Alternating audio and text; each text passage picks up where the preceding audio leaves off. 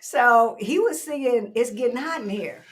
It is. It's kind of hot. So if you guys can hear the people talking, let us know. Yeah. Because it's getting hot in here. So leave the window closed. Hey, everybody. Hi, y'all. So, do you remember a TV show called How to Become a Millionaire? No. You know, I think Regis Philbin was the host of it. But anyway, the contestants had to answer questions, and then when they went to a certain point, then they got these ladies that were standing in the audience with briefcases with numbers on it, and they got to choose which briefcases they wanted for them to open. And they played this game as long as they kept progressing until somebody became a millionaire. Maybe, possibly, hopefully.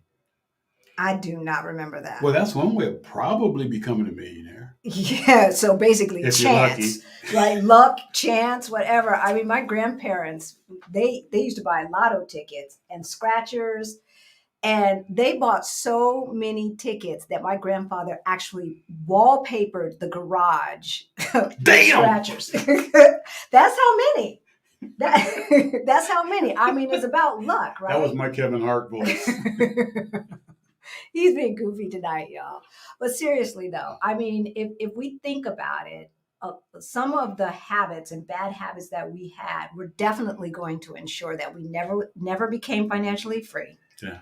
Right? Never became financially free, that we would never become millionaires. And so, I get it. I get, thinking that, especially, we were overly optimistic, right? Waiting for that big score. And if that's you, I can see why, people buy lotto tickets and goofy things like that. Or if not a millionaire, just to become financially independent. Well, yeah. But, not if you're dependent on luck. So let's get to it. Well, first, let's introduce ourselves. Oh. Hey, y'all. We're going to have a fun night tonight because Rick's feeling goofy. I had fun last night. We got home late last night. We had a great time. We were out in festivities with our family. Yes, with our new Portugal family, which is the best kind because we got to choose them. Or they chose us. I don't know. However you want to look at it. Tawana, Mel. Well, if we out with Tawana, we going to come home with the sun. And Drew. Definitely. So, hey, y'all. My name is Halisi. And I'm Rick. Welcome to Our Black Utopia. On our channel, we talk about money. We talk about travel and retiring abroad as we build generational wealth. Right? Mm-hmm. So what are we talking about today? So today we're going to talk about the 12 things you're doing to ensure you will never be a millionaire or financially free. No. Right? Yeah. So that's what we're going to talk about. Get your notebooks out. But first, if you are new to our channel, then you may not know, about 7 years ago, Rick and I were getting close to retirement age. We met with this financial planner and we got a rude awakening. Mm-hmm. Right? Our savings looked crazy. I've got something in my eye, y'all. But let's see. What, about 4 years ago? You get something in your eye here. Let me see if I can get it. Oh, look. Okay, he's being goofy. But about 4 years ago, we got our financial act together and we went from negative 22,000 to over 1 million in net worth. If any of that sounds interesting to you, please hit that notification bell and please subscribe. About 50 to 60% of the people who watch our videos are not subscribed. Subscribe, damn it. Hit that notification bell, hit subscribe, and hit the like if you like what we are talking about and the information that we're going to impart today. All right, but first, let's go ahead and say hello to some folks who are already in the audience. The first one was BP. Hey, BP. Happy summer from Michigan and the strawberry moon. I'm not sure what the strawberry moon is. And I know, and we all know, rest in peace. We got rest in peace. Hopefully it doesn't happen in threes in real life, but we lost Tina Turner in the last 10 days or so. I don't know exactly when. A great loss, a great talent.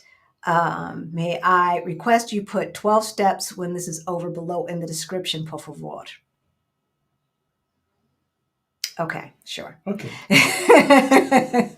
Sure. Hey, Jamila, good to see you. New name. Either that or you added more stuff to it because there's a lot of There's a lot initials added to it. behind your name, sister girl.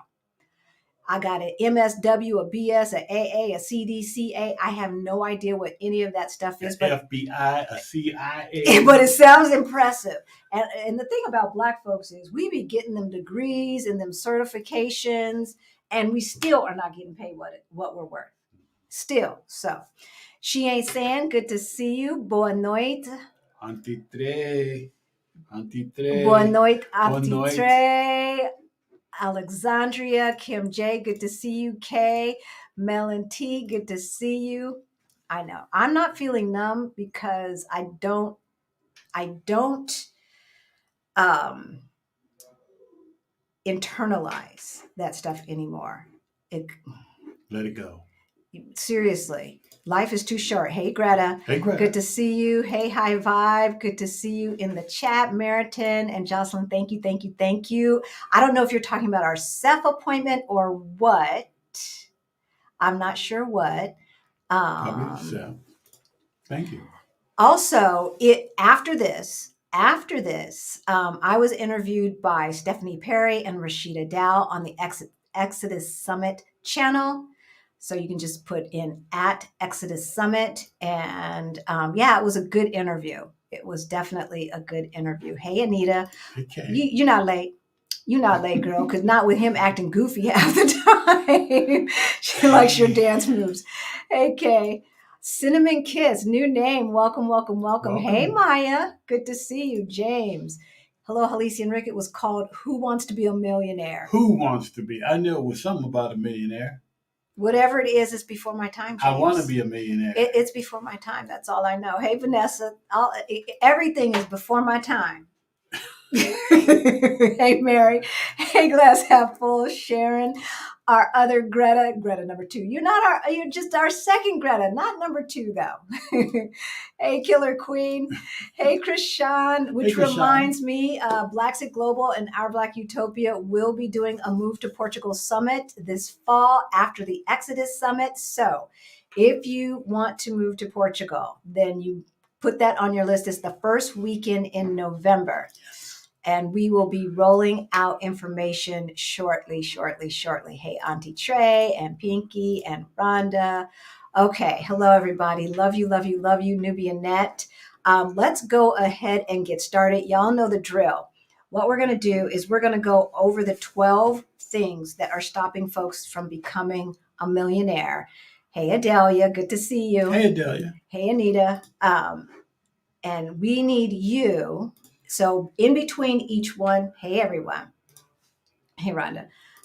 In between each one, we are going to stop and take some questions and comments and things like that. Yes. All right. So number one, you hang out with toxic or negative people. Yeah. This is a thing that I think Black women have an issue with because we tend to be nurturers. We tend to think that we can fix folks and baby.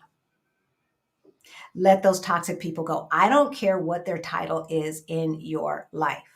What do I mean by that? Mom, dad, auntie, big mama and them, whatever. We've got to eliminate toxic people from our lives, you right? You can love them. You don't have to stop loving them, just more of a distance. Exactly.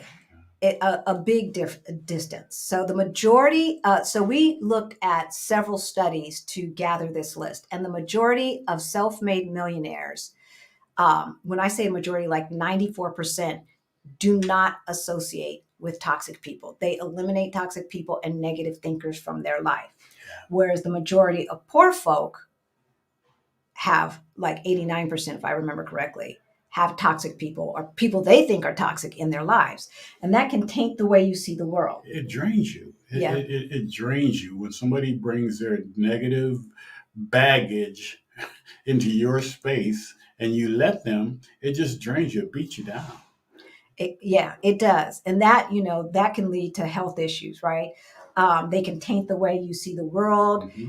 you start seeing the world like with a scarcity mindset as opposed to an abundant mindset, And so the other thing is when you surround yourself with negative thinkers or toxic folks, those are not good networking folks either, because they're rarely going to lead you to a better position or other people who can help you realize your dreams. Yeah.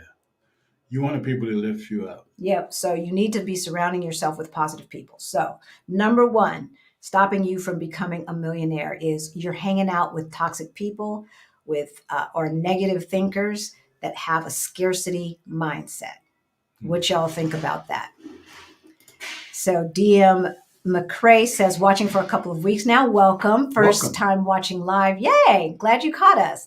Love what you guys have done. When is the next meetup in 2024? Okay, this is so off topic. You're waiting.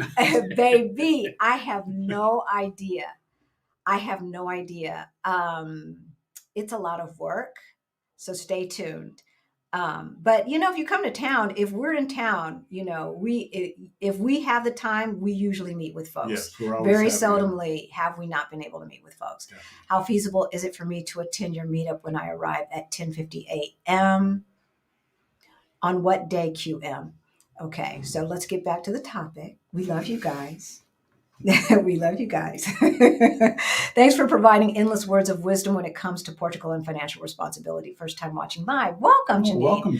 Definitely welcome. Okay, so hanging out with toxic people or negative thinkers. Have you all had to, and if you're watching from the future, hey, let us know if you've had to eliminate people from your life, or if right now, as you're thinking about it, you think there are some folks who every time you talk to them, they are bringing you down, right? Every time you get off the phone with them, you're either filled with anger, you're sad, you're melancholy, drained, all of that stuff after, having lunch with them, talking to them on the phone or whatever, right? So do you have these negative people in your life? And if so, why? Why, right? Cue them facts. They just don't get it. You hear it must be nice. Yeah. Yeah. And that's the thing. The thing is if we did not, hey, Ange, if we did not learn anything from this journey, is that unless you are in survival mode, close to minimum wage, and that's not the majority of the people who watch our channel. The majority of the people, like I think her name is Jamela, with all the initials behind her name, right? The majority of people make above poverty, right? And so we'll get into some things that will turn things around for you, but it must be nice is definitely coming from a defeatist attitude. We used to say that. Rick and I used to say that. Oh yeah. I remember when when one of my bosses, long time ago, like 20 years ago, before there was a FIRE movement, told me that she and her husband were saving 50% of their income. And I said, must be nice. Now, we probably could not have saved 50% of our income then, but we certainly could have been saving like 20 to 30%. A whole lot more, yeah. Right? Yes. All right. So, Isha on purpose says, I have created what I call peaceful little bubble, right? Anyone that brings my energy down must be on the outside of the bubble, outside of the circle of trust, right? Exactly. Glass half full. Yes. Why? That's a good question. So, yep. All right. And sometimes the bad part about it is most of the time we do get toxic people in our lives, they're family. I know. That's why I said the family we chose here in Portugal, because we hang out with positive thinkers here. We hang out with people who are doing the things that bring them joy, that love their work if they're still working, et cetera, et cetera. And the thing about it is when these people are draining you emotionally, it can lead to health issues. Oh, yeah. Right? Yeah. Which leads us to number 2. Yeah. So number 2 is you don't make healthy lifestyle choices. You're either drinking too much, you ain't paying attention to your health or trying to keep it up, your mental health, your physical health, your dental health. Everything, it all counts. It all counts. And the majority of wealthy people prioritize their health. So what does that look like? That means, first of all, eating healthily, right? Here in Portugal, it's a little bit easier, Mhm. right? Fruits and vegetables are very inexpensive here in comparison to the United States.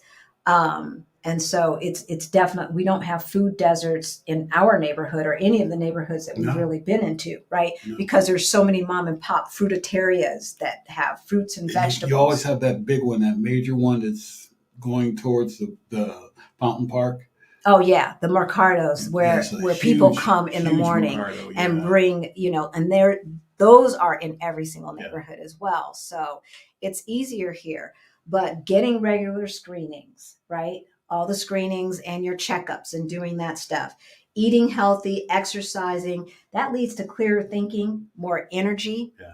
If you're thinking clearly and you have more energy, then there's a better opportunity for you to figure out, one, what are your true dreams, Yeah.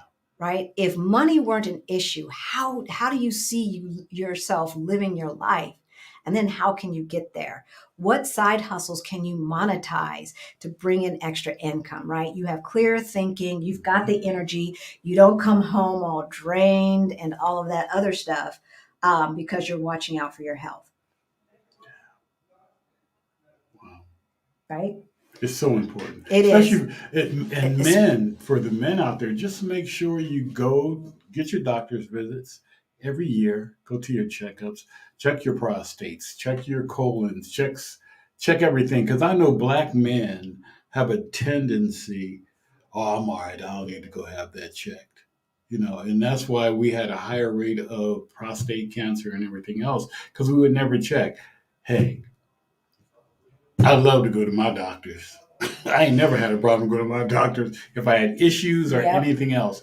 Just do it for people you love and do it for yourself. Didn't we just talk to someone? Yes, we did. We went to lunch with someone whose dad died at 55, Yes. 6 months, 3 months after he retired. Hmm. Yeah. Now, his take on that was at least he got those 6 months of retirement. But my take is he waited too late. He waited too long and he wasn't taking care of himself because these jobs can wear They wear you you down. That out. stress kills you for How do you real. handle your colleagues as your behavior shifts? I don't want to seem antisocial, but I don't want to go to lunch 2 or 3 times a week. One of the things that I used to say, especially when I figured out how much money we were spending eating out, is that I only go out to eat twice a month, and I bring my lunch in. So that's one thing that I would do. If these are people that you need to work with and you don't want to cause any animosity, you know, I would think of excuses not to go, because you Not don't this want. time, maybe next time. I'll take a rain check on Hey, that. I'll do a rain check on it. Hey, The other thing that I used to do is, I would say, I'm going for a walk. I wouldn't say it, I would do it. A lot of times on my lunch hour, I would walk to the park and back and say, I spend my lunch hour clearing my head, not gossiping about people in the office. You don't have to say that part, but clearing my head and getting a little exercise, getting some fresh air. Even in the wintertime in Denver, I would do that. So that's another idea. And that comes into the healthy lifestyle choices, right? So you've brought your lunch, which is probably going to be healthier than anything you're going to eat in a restaurant, and you're getting a little exercise at lunch. So, so Dr. D loves what you're saying. thank you, Dr. D. I love environments that keep you healthy in a stealth way, like you have to walk everywhere, right? Your activities are outside or at the beach. The food is mostly healthy. Exactly. But It's you can't saunter. I think I've been sauntering too much. Yeah, and it's funny because we were out the other night with Alex and Jerry, and I sent them a text when we got home. I said, "Yeah, they sent us a text, because we always, when you're out with folks, you send text, make sure you get home safely. Text us, you know." And I said, "Yeah, I made it up that damn hill again, you know." And hey, I hate that hill. I really, really, really hate that hill, but I walk the hill on purpose. exactly, and I and walk I the do too anymore. I walk that hill on purpose. Yeah, we're about to talk about that too.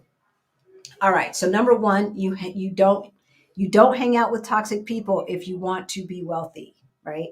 So hanging out with toxic people. Number two, maintain a healthy lifestyle.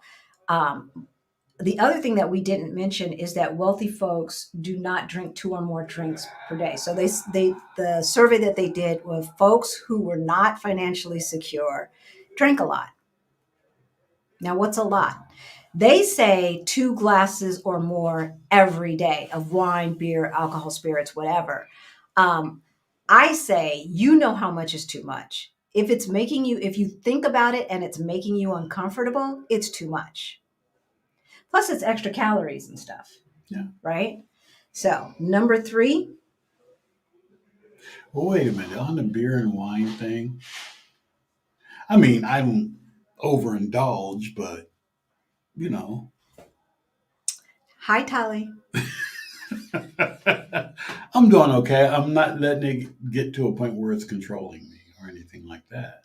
Do you think? I don't know how much you drink. Okay, well, you're there with me. I'm not paying attention.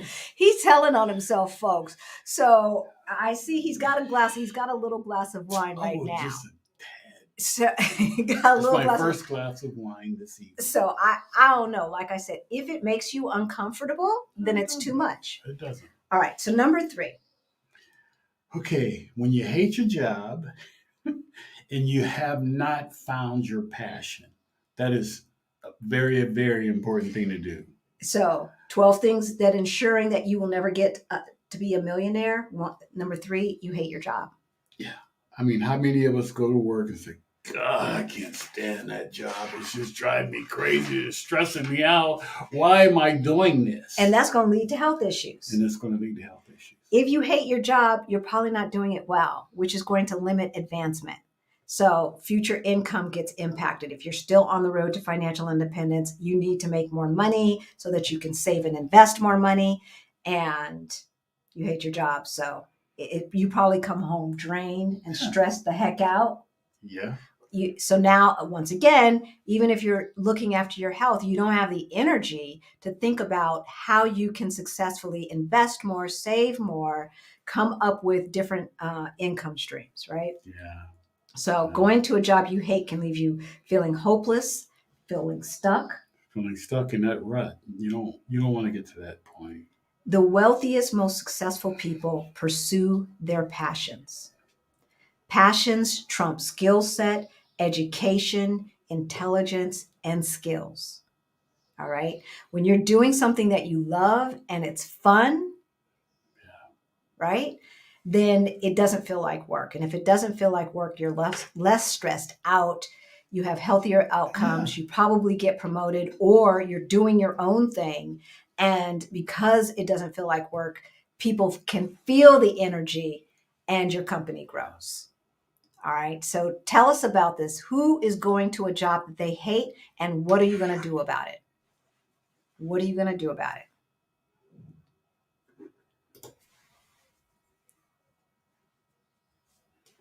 So it's not the actual work. It's the people. It's that we were just talking about that. Yeah, we were. We were just talking about that. We talked to someone who was a doctor and a specialist, and he's like, these folks going to kill me. And we're thinking, gosh, if you've gone to school enough to be a doctor and a specialist, wow. It has to be the people, because we figure that's a lot of work if it's not your passion. Because you can't control who's there. No, you can't. Unless it's your own thing. Unless you do your own thing. You're not that late, Regina. We've only gone over 3 things. So number 1, preventing you from becoming a millionaire, hanging out with toxic people. Number 2, you don't make healthy lifestyle choices. And number 3, you hate your job and have not found your passion.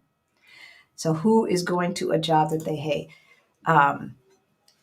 When you like your life, you want to live. Yes. And you take necessary steps to prolong it. Sadly, some are in a rut that they are indifferent about whether they live or not. True words have not been spoken. Okay, Nancy, what you gonna do about it, girlfriend? She's retiring soon. Okay. You got a date? Yeah, set a date. You got a date? I want to hear it, because if you've got a date, then you go to work with a different mindset. Whole different mindset. Right? So Rick and I take one-on-one calls, but we only take one-on-one calls with people we want to take one-on-one calls with. And we've had people sign up for a second call. Some get accepted, some don't.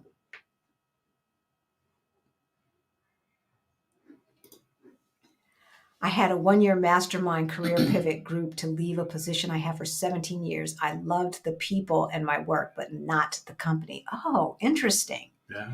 Interesting. I mean, how bad does a company have to be? Hey, Tanisha, how bad does a company have to be when you like the people you work with, you like what you do? The company is so bad that it's making you miserable. Kimmel says, I don't hate my job, just need to jumpstart my passion to start consulting. Do it. Okay, Kimmel. So what is step number 1 then? Let us know. If you want to start working on your passion project to bring in extra income, or to possibly be your only source of income, what are you doing today to make that happen? Right? What are you doing today? Sometimes we get in our own ways. Johnny, I had a guy that was an employee of mine, and brilliant guy, brilliant. He was great with real estate and everything else. And I used to always tell him, I said, Johnny, your biggest problem is you get in your own way. You second guess yourself. You get in your own way, step back, look at what you want to do and how you want to do things, then jump in with both feet. And now he has his own successful real estate business. And I always told him, I said, you're going to be a millionaire one day if you step out of your own way. Yeah. Yeah. Yeah. Because you know the answers. When you want to do your own thing, you know the answers and you know what it's going to take to do it. I think he was a little risk averse at first. Oh, yeah, right? Definitely at first, because he felt he needed that job. Yeah. But as soon as he left that job, it was like, Yeah. And he ended up working where they transferred him away from me and took him to another place. Then he got fired. Yeah, no. I remember. Yeah. I'm a member. So the universe was saying it was time for you to go. It was time for you to go. And actually, he's one of the people who helped us realize what we could do and helped us purchase our second rental property. So there you go. Yeah. So BP, yeah. Here, doctors do teach prevention. And my doctor in Denver did too. If your doctor's not talking about prevention, find a new doctor. Find a new doctor. Thank you, Vicki. After my one-on-one call with you in January 2023, I set a date to retire in 2024. I have an entirely new mindset. That's right. That's right. That's right. That's right. I love it. I love it. Auntie Trey, my date is set December 2023. All right. Yes. All right. Yes. Finding my passion is my challenge. Okay, Francis. So we're going to have you. Sometimes we need time off to figure that out. Yeah. So if you can take some time off and unplug and just free time, like a month, that may help you figure that out. That means Rick and Halisi must have had some trifling folks on those one-on-one calls and they said no. Look, some people, I don't know. Some people like misery. Exactly. They waddle in it, and you try to help or, give advice or whatever you want to call it. And they don't want that. They want somebody to, just say, oh, it's going to be to co-sign their BS. And co-sign what they're going through. And, right. And we're not doing that. That's not, no. Y'all know me. Yeah, we're not going to do Y'all that. know me. I'm living my passion work. Great, Ange. I just need to make more money, with it to sustain and elevate the lifestyle. Keep your mind on the prize. Mm-hmm. Keep your mind on the prize. And envision yourself getting that next big contract, or I don't know exactly what you do, or, selling more of your course or whatever it is that you do. Keep that vision and the feeling of receiving that information, receiving that call that you got the new contract or whatever it is. You don't have to hate your job to know you need to move to a new space to fill your spirit. I didn't hate my job of 13 years, but I still left. I wanted more. Yeah. Mm-hmm. Yeah. So if it's not draining you, right? But sometimes you just know that it's time to go. We don't want you to stay stuck. I used to have an extremely very stressful job that I hated, and it showed. They retired me. Oh, they retired you. Didn't even bother to offer me the opportunity to train for another position. Would you have wanted to? Yeah. Would you have wanted to? Okay, you're an artist, Ange. The sky's the limit.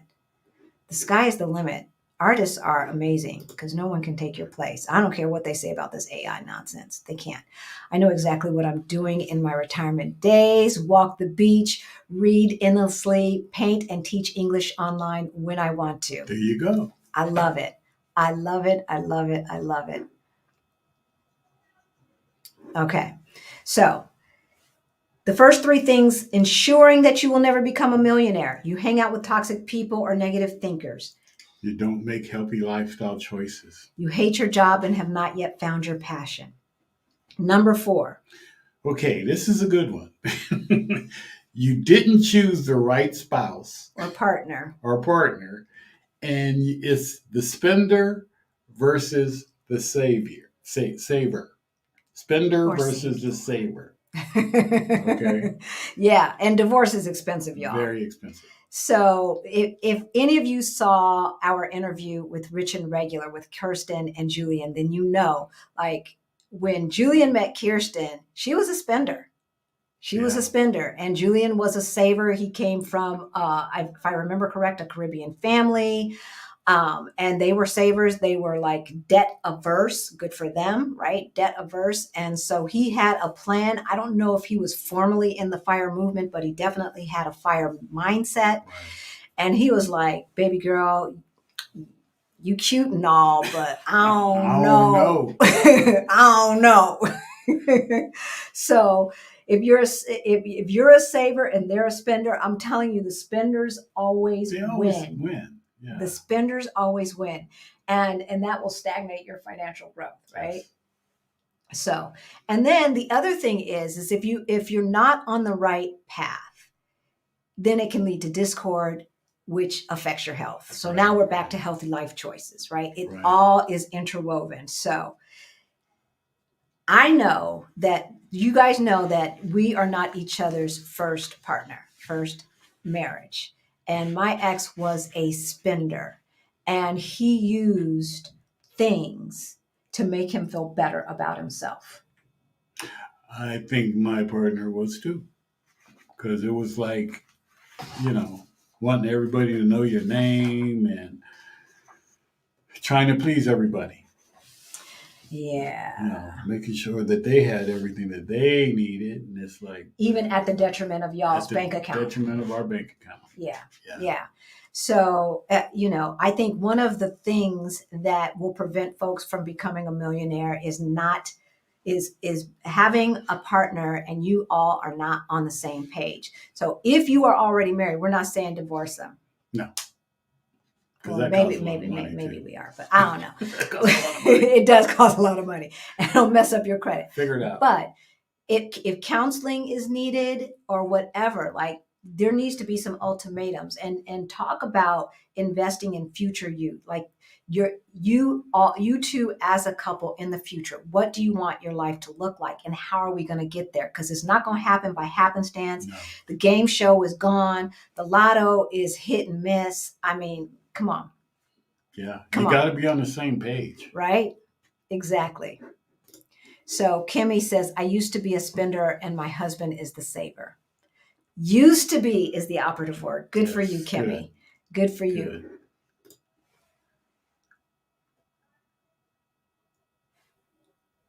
Hey, I'm just saying, you do what you got to do, baby. Do what you got to do. You're absolutely right, Dee. um,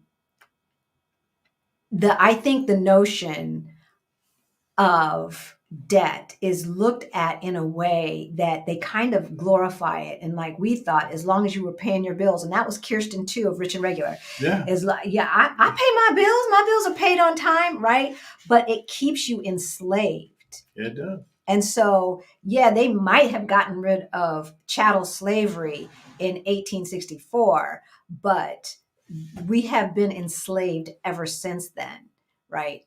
Too many of us, whether we realize it or not, have been enslaved. So, yeah. Okay, Anne says, thank you for advice. I am an exhibiting artist 1 or 2 times a year in galleries. Oh, I cool. did my first show in Vienna. I'm not sure what HV or have. My show, Vienna, Austria. Wow, slowly it is growing. Want to travel and exhibit more. Definitely. You need a YouTube channel, Ange. You need a YouTube channel so that people are requesting your stuff, right? You can reach the whole world and at the same time make the exhibitions part of the journey with your YouTube channel. Yeah. I think everybody should have a YouTube channel. There's enough to go around. It doesn't hurt. Yeah, right? It does not hurt. And here's another artist. Artwork Insight says debt keeps you at the job. That's right. And that's why they in America they keep, they make credit cards easier to get. They show up on the college campus and give you credit cards. It's crazy. It's crazy.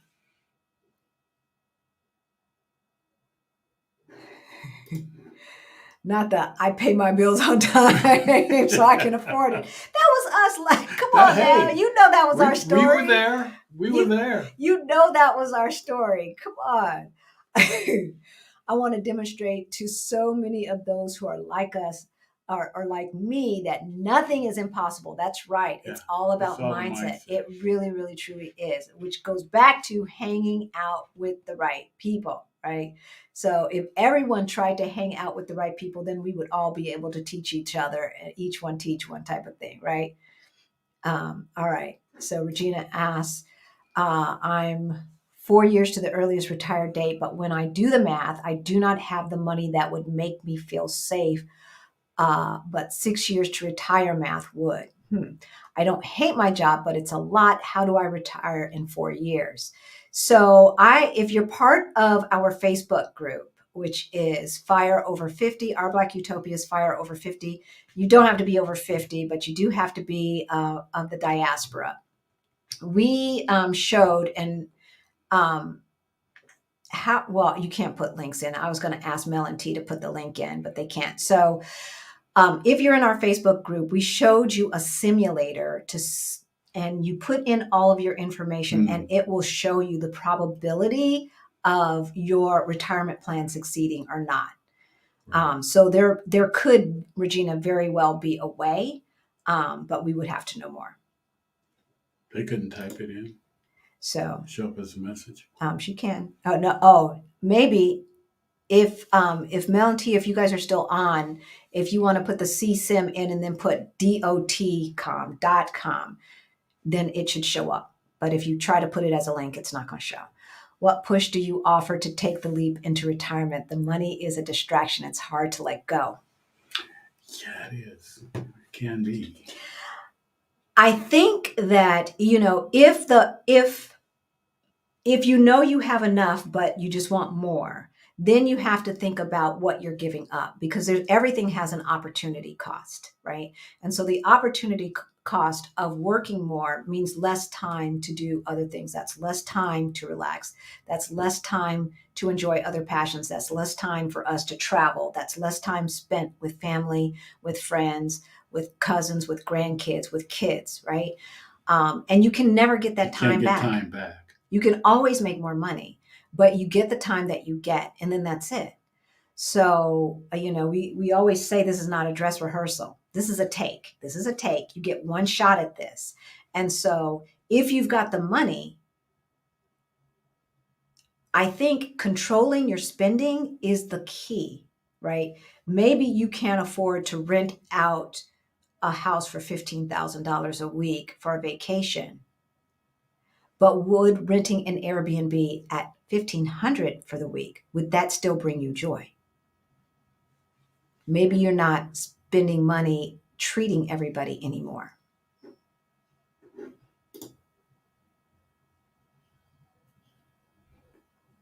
It's daunting to me. No. Do it anyway. Do it. Do it anyway. It's not. You know what? Like, so my friend, I'm gonna call her my friend. My friend Stephanie Perry did this little live and said, practice in public. Her message was 2004 Beyonce was practicing to be 2023 Beyonce, right? So the Beyonce that existed then, who was not a headliner on her own and who is now, filling up stadiums on her own, was practicing in public. Yeah. So, we go live because it's easier than editing, and we build community. And when you build community and I feel like we know you guys, right? Yeah. Yeah. So there you go. Yeah. I'm not going to say that doing a YouTube channel is necessarily easy, but it's not as hard as people think. It really isn't. We didn't buy any new equipment. We already had some lights. We film when we're out in the streets. We film with our phones and our MacBook. That's what we do. That's what we do. Yeah, you don't have to spend all kind of money. I really need to get serious and start my YouTube. Yes, you do. Midlife Money Matters. I had a person reach out to me today asking if I was a financial advisor because of my posts. Yeah. I wonder why. Greta, it is time. They're telling you. Push record. Push record and let us know about your journey. You've made some tough decisions that future you is just hailing you for. Yeah, you are. Hailing you for. So it is time. Right, Kay? Practice in public. So the 4 things stopping you or ensuring that you will never become a millionaire: hanging out with toxic people, making unhealthy lifestyle choices, hating your job and not finding your passion. Right? And number 4? Oh, that's number 3. Number 4. Oh, you want me to do number 4 too? You didn't choose the right spouse. You have the spender versus the saver. Yes. Yes. I was married to a spender. We both were married to spenders. One is just gregarious and a people pleaser. The other one was just cray cray. Mine was just cray cray. So number 5, not valuing time. Not valuing time. Spending entirely too much time in front of the TV. And that's what happens when you hate your job and you feel drained. You just come home and just trying to escape. That's another form of alcohol. Wealthy people would rather be engaged in learning something, doing something new, enjoying other folks' company, exercising, exploring, right? They want to be educated more than they want to be entertained. Mm-hmm. They don't procrastinate. Right, exactly. They do not procrastinate. No, they don't. Wealthy people understand that time is not money, that time is irreplaceable. So they don't waste it. Procrastination, not only is it a waste of time, but if you procrastinate too much, then people will think that they cannot depend upon you. Yeah, you want people to depend on. Right, and whatever you're trying to do may not be your best effort because now you don't have enough time because you procrastinated.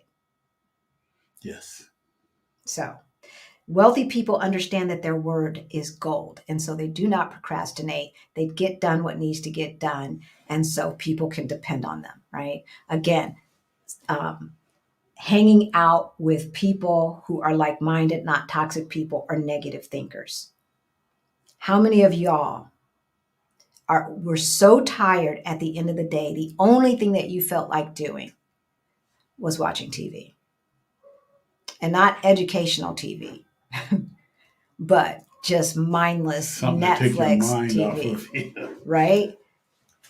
When you two are not doing YouTube, planning for meetups, etc., how do you spend your time as retired folks? Are you as busy as you were before you retired?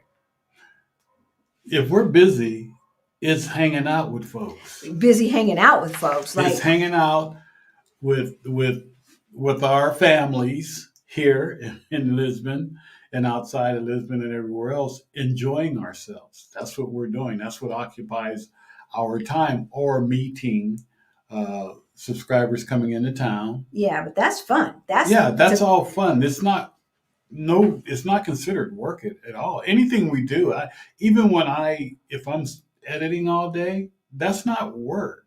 yeah, because that was our dream. Yeah, that was something I enjoy doing. So Yeah. it's not work. It takes my time, but it's I can stop at any time. Yeah, exactly. So what did we do yesterday? Yesterday we had one client call. After that client, first of all, it didn't wake up till 10 o'clock in the morning, 9:30. Right. Shh.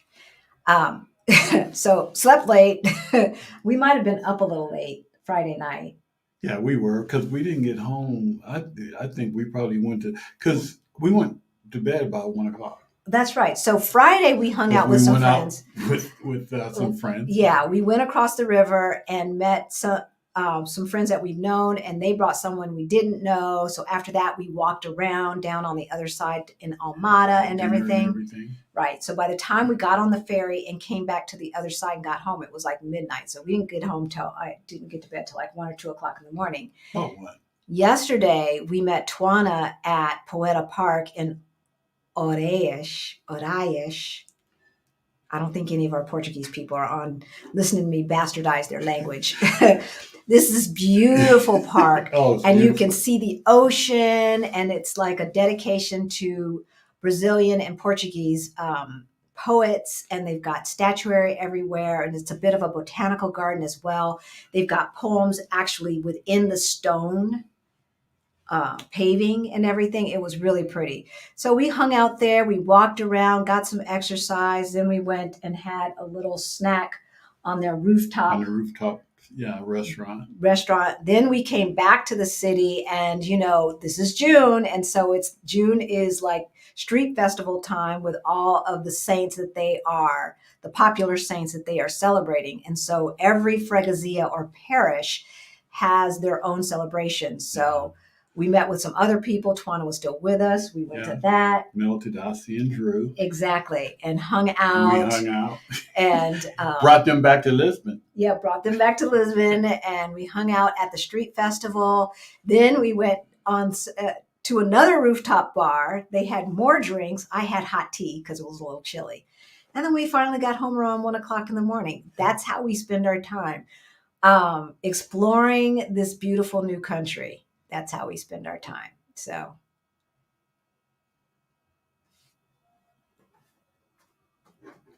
I love this. I know Oprah would not put up with XYZ, right? Exactly. I saw another question. Does watching YouTube University count as learning new skills? Yeah. Absolutely. Like I'm going to say watching Our Black Utopia counts as learning new things, right? We're edutainment, I would say. Some entertainment, definitely, but definitely edutainment. Yeah. Married a spender, could not save a dime. Okay, Raquel, welcome. Married a spender, could not save a dime. Left him, now almost at fire. As for work, yay, congratulations, pat yourself on the back. Do a happy dance. As for work, until I discovered Stephanie Perry and you. Lots of mindless TV, now planning and preparing for life abroad. Good. Yay. Absolutely. Okay, so we're going to go on to number 6 because we talked about not wasting time. We talked about choosing the right partner or spouse, hating your job, making healthy lifestyle choices, hanging out with toxic people are all things that will detract you from reaching financial freedom or becoming a millionaire. Now, number 6. You avoid feedback and avoid risk and sticking to your comfort zone. You got to get out of your comfort zone. Yeah. So, Ange, it's time for you, baby, to get out of your comfort zone. Just push play. It won't hurt. Push that record button and start recording stuff. I know you've got a laptop with a camera because we all do. and go ahead and start recording stuff. Record yourself, get a tripod, record yourself making your art. Creating your art, yeah. Right? And then you can play it back at fast speed. You can do voiceovers on it, but avoiding feedback and avoiding risk. Feedback is necessary. Oh, yeah. Right? It's necessary for growth. It's necessary for learning. It's necessary to learn what you should be doing and shouldn't be doing. Professor's not on right now, Profess LCH, but she's been one of our earliest subscribers. And I will never forget when she came on, she says, oh, the sound is good. Hey. Which basically she was saying, before this, it sucked.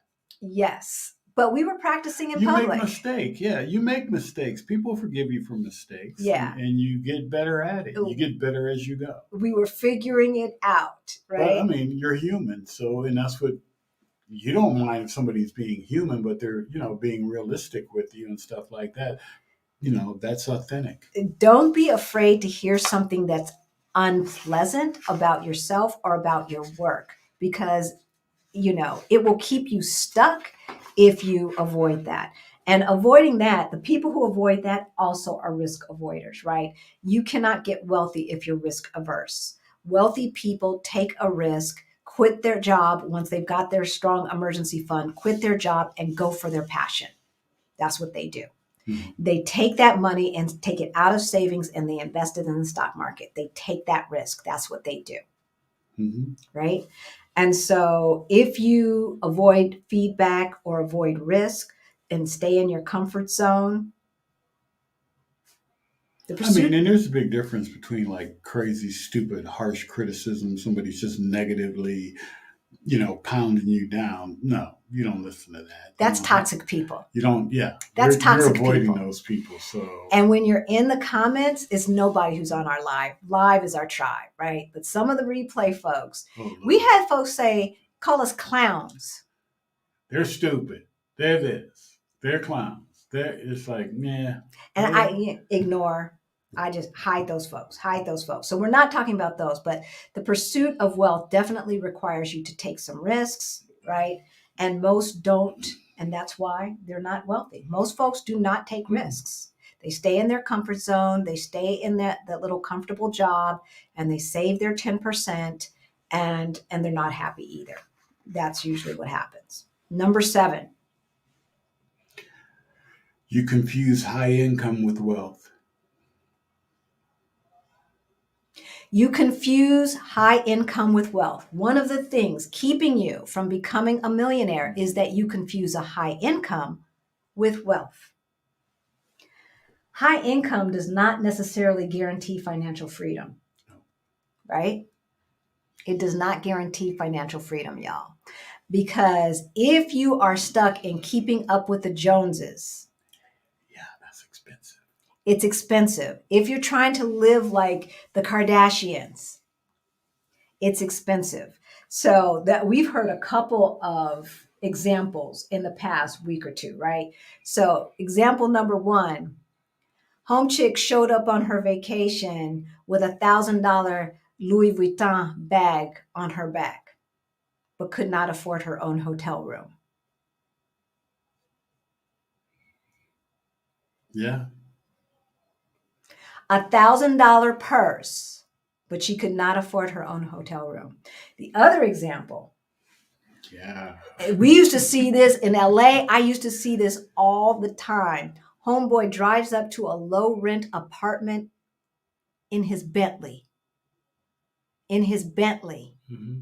That he was forced to park on the street. Oh, there's a lot of folk in LA that drive Benz around and styling and profiling. Fake it till you make it. Right? Some of the people with the most highest income. I knew a brother. Uh-oh. I knew a brother that thought it was so important for looks. He bought a Mercedes-Benz. I know where you're going.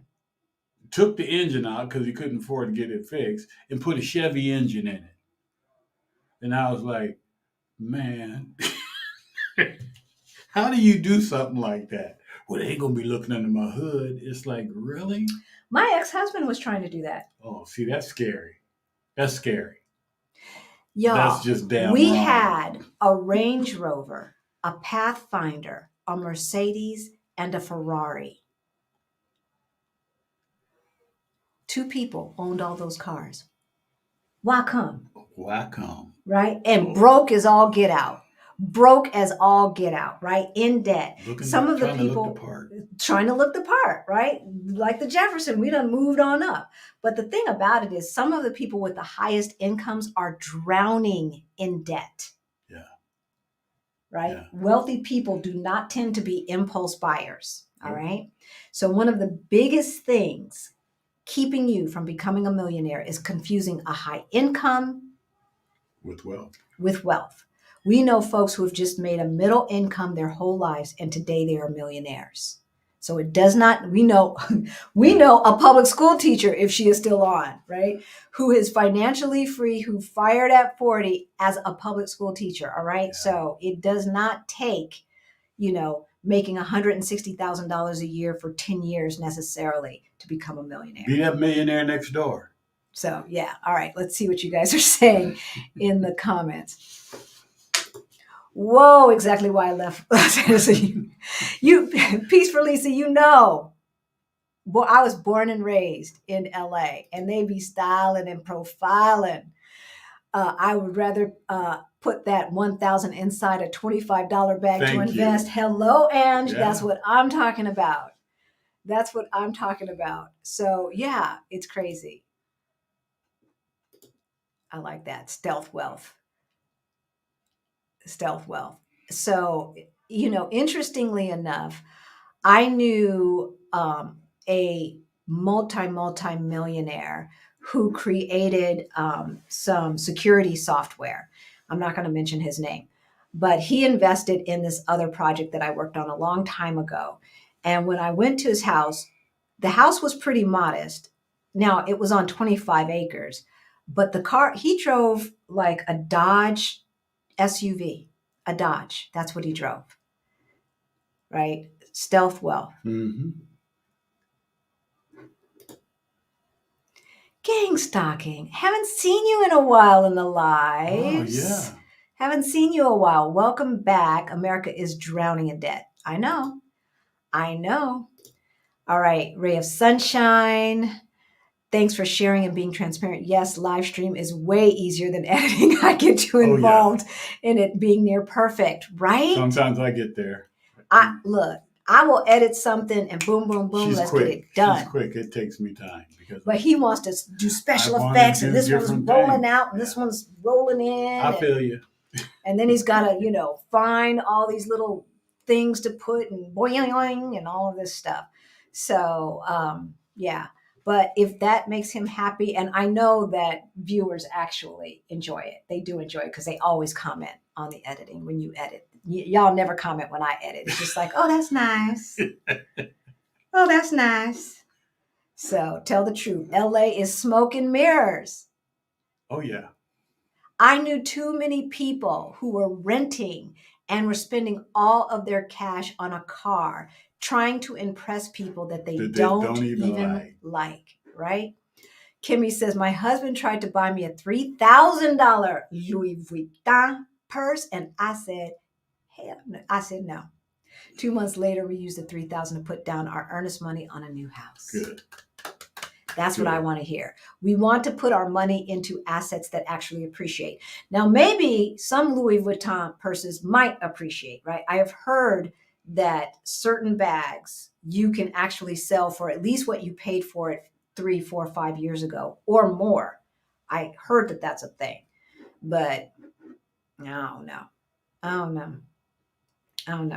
All right. So number 1, we got to go back. Just in case you guys are just tuning in, 12 things to ensure that you will never be a millionaire. Number 1.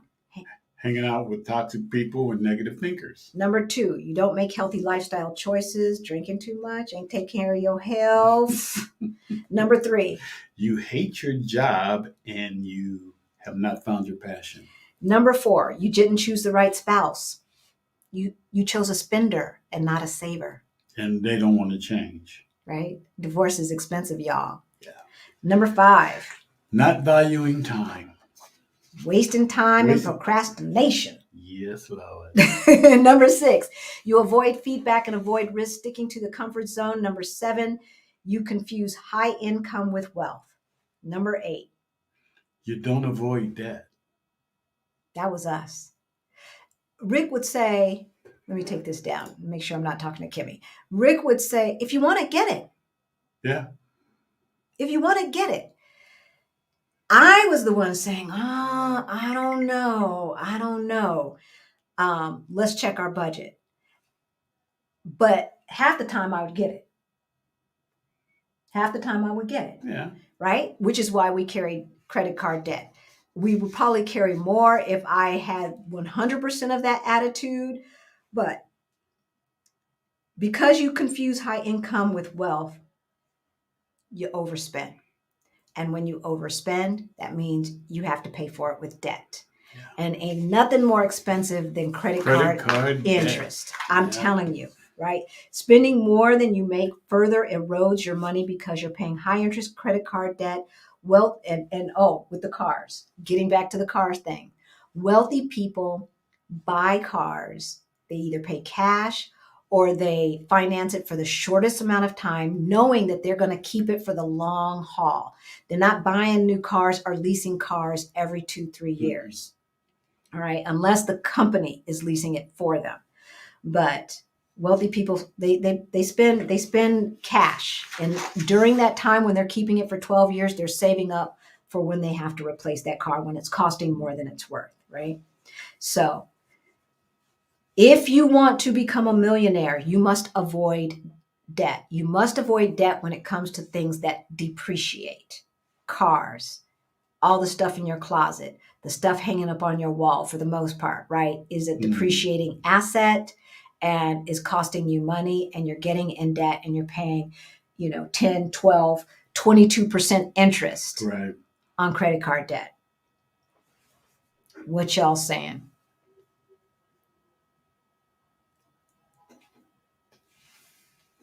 Okay, my passion is sewing. Oh, we got some passion talk.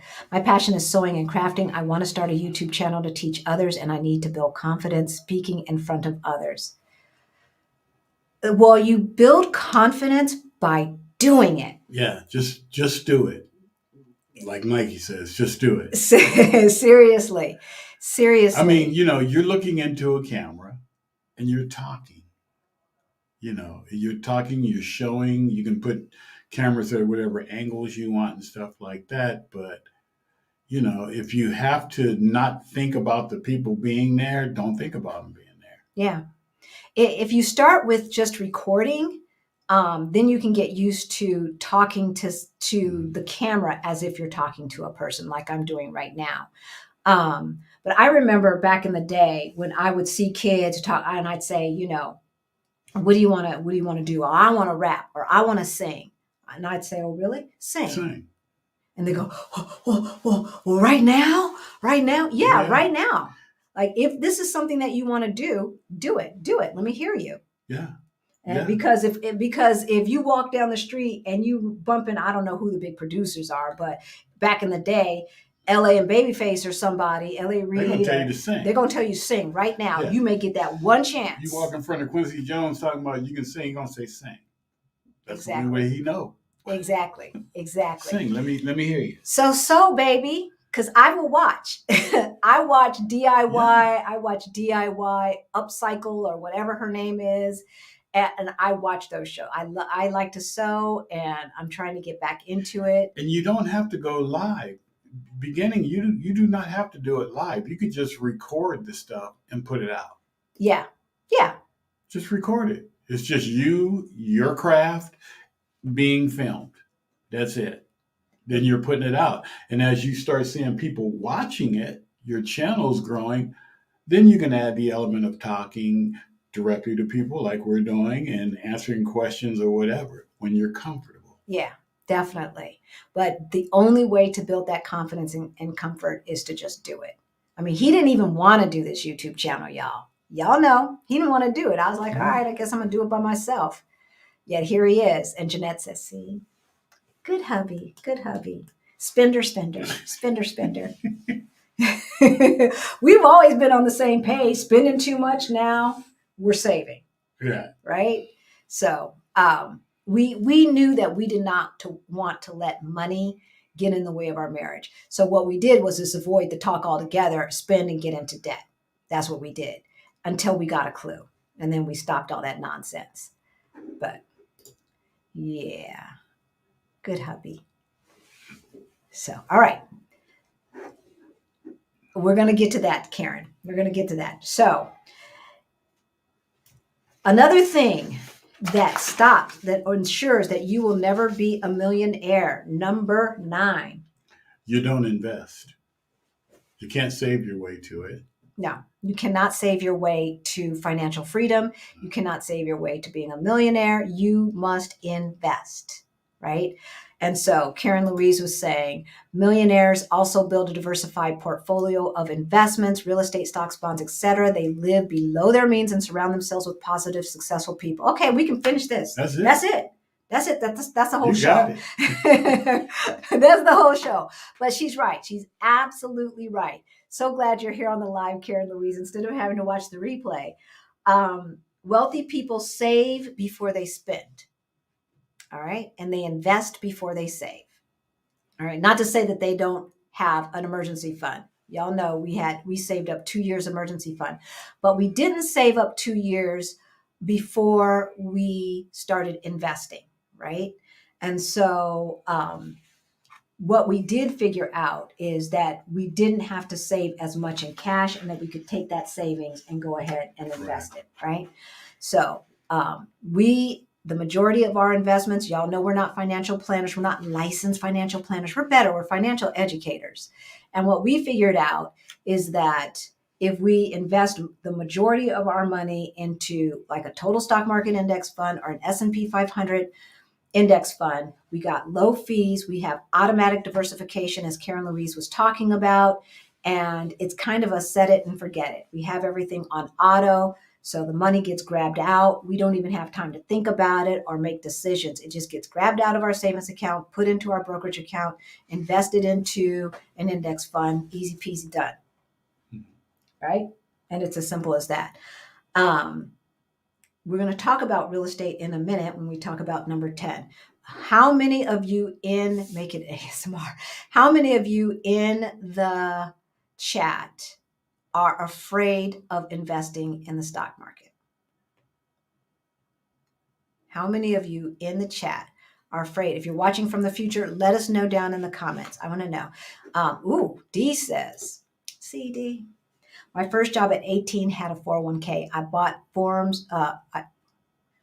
You bought the forms home and your dad helped you fill them in. Taco Bell didn't have a 401k because that was my first job at Taco Hell. But I guess I can say one of the things that I always did, I always invested in the 401k. I didn't invest as much as I should have, but I always invested at least up to the match. And that's one of the reasons why we were able to turn around things so quickly, because we never touched that not the initial, but one of our oldest 401ks. We never touched it. So, Mary W., more of a statement. My wealthy friends decorate their home with valuable assets. Their son says it's like a museum. Yeah. That's what they do. Right. When we talk about appreciating assets, right, then it's artwork. If you understand the art world and how it works, art can be an investment, right? Yeah. If you understand antiques, furniture and all of that and what you have to do to preserve it so that it remains a appreciating asset, then that is also way it can be something that's functional as well as an investment. Yeah. I don't know about that stuff, y'all. I just like pretty art and art that speaks to me. So I try not to spend too much on it. Kay says she used to be scared. Okay, thank you for admitting that, Kay. We understand. I was never scared of investing in mutual funds through my 401k because I knew that there were protections around it, around what could be offered in a 401k from the ERISA laws that the federal government put in place. And I never worked at a company that was so big that the majority of the 401k offerings were their stock. Right. Because I understood that was never a good idea. Even when I was like in my 20s, I understood that. Yeah, the only company I ever worked for that a majority was their own stocks was Budweiser. Yeah, A and B. So, which makes sense. It's a global company. So, yeah. So, Hugh Jazz loves Vanguard. Crystal, thank you for admitting that. So, the way, not since I took Adelia's challenge. Good, good, good, good. One of the ways of not being afraid is to take the money that you have in savings that's extra over what you need for your emergency fund and go ahead little by little. And when I say little, it can be $10, right? Little by little, invest it into an index fund, total stock market, S&P 500, something like that, that has automatic diversification. Do your research, make sure that, and get with one of the bigger firms. Don't get with like a firm that does not have their own index fund. So in other words, I wouldn't go to Robinhood and buy Vanguard because they're going to charge me. They probably don't even offer it, but they probably would charge me all kind of fees. So we get Fidelity index funds at Fidelity, Vanguard index funds at Vanguard, Charles Schwab index funds at Charles Schwab. That way they're usually 0 to just, less than Like 1% 0, fees. 0.1 or something. Yeah, like that. exactly. And just start slowly by $10 understanding that right now the market is on sale, and so the market is going like this. But if you start slowly, then that will give yourself time. You can not hyperventilate that you've just put $40,000 into the stock market at one time, because that's what we did. We took a big chunk of our savings and we just put it all and bought into an index fund. It was just because we didn't have time. We did not have the time to wait. We had to be aggressive if we wanted to retire when we wanted to retire. So Regina says, love the stock market. I swing trade on my off days. I need to study my trading more. I don't know about trading, but it sounds like work. It sounds like work, and I don't like It can work. be fun. If that's what your joy is, yes. But for me, it sounds like work. And a lot of them do offer where you have play money. So you're actually investing, making different moves, but you're not using money. So we're going to start a investment club study group, and we're not going to use real money because then we have to incorporate and do all of this stuff. But what we're going to do is we're going to study stock together. You can invest in those stocks on your own, but we're going to set up a dummy portfolio with play money. That's kind of what you're talking about, right? Yeah. And we're going to learn together how to evaluate companies that are undervalued. Yeah. And most of the companies out there that you buy stocks from, Schwab and Fidelity and stuff, they have that available. Yes. So we're just using fake money, and you're starting an account and you're just playing with it, so you learn. Yeah. So Kay, and for all of you who are admitting that you are terrified, Laura, of the stock market, so there's two things. One, watch the episode that we did with my stepmother, and is, should you invest in the stock market right now with everything going on, right? Should you invest right now? And in that video, underneath in the description, we put a list of books. Start reading those books. Start listening to those books. You probably can get them at the library. Most of them have a audio version. So I listen to those books while I'm on my walk or doing other household chores. And when you hear from the person who started Charles Schwab or the person who started Fidelity about the stock market, and they break it down into layman's terms, you will start to feel more comfortable and you will understand it's not rocket science. It really, really isn't. An index fund is just a mutual fund. It's a form of a mutual fund that is not managed by a human being on a day-to-day basis. That's why they can have low fees. But just like the mutual funds from your 401k, right? A mutual fund is basically one product that has pieces of a lot of different companies. Large cap companies, which means huge companies, mid-cap companies or mid-range companies, and small companies. And they have pieces of all of that within one pot. and you're buying Yeah. that pot, and it's called, Right. maybe it's called the Halcyon Rick. Or S&P 500. It's different companies, 500 companies. Right, that are in that. but that's an index fund. Right. That's an what I'm index fund. saying. I'm talking about mutual funds in general, right? So mutual funds in general is one product that owns pieces of a lot of different companies, whether it is a mutual fund that's managed by a person on a day-to-day basis, which probably has high fees, or an index fund, which is a form of a mutual fund that is not managed by human beings on a day-to-day basis and has low fees. So Alexandria says, I'm obsessed with investing and educating myself on it. Good. Yay, that's what we want to hear. Education is the key. That's right. And we also, if you are in Beyond the Bling, Money Mindset Makeover for Financial Independence, we do go over the basics of investing in the stock market. So it is from hooter to tutor, everything that you need to know to get yourself to financial independence. So yes, I am. My husband and I don't believe in it. We are about $500,000 in saving, but never invested, baby.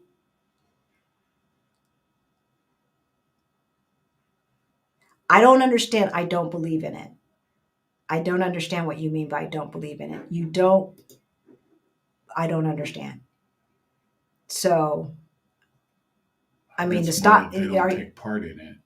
So are you saying that you don't believe the stock market is a moral decision? Or are you saying, I don't believe the stock market is safe because I don't understand it? Tell us, Gwen, what we talking about here, okay? Pinky, I'm very afraid to invest. My pension is half of what I would have if I'd worked to 55, retired at 30, so I can't afford to lose money. There is risk in the stock market.